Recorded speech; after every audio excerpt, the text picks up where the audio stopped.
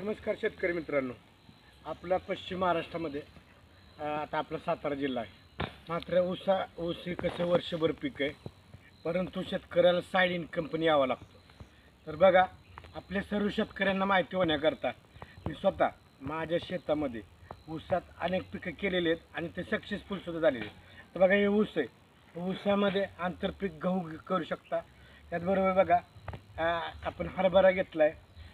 जरी गव्हाचं कमी रेट गावला तरी हरभऱ्यातून मी पैसे काढू शकतो. त्याचबरोबर सर, हे बघा, लसूणसुद्धा आपण अशा पद्धतीने लावू शकता आंतरपीक. जर लसणात जर कमी असेल तर आपण कांदा पीकसुद्धा लावू शकता.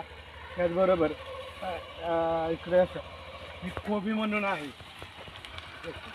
कोबी ऊसात आंतरपीक कोबीसुद्धा घेऊ शकता सर. तर अशा प्रकारे आपण अधिक फायदा घेण्याकरता हे आंतरपिकं घेऊ शकतो.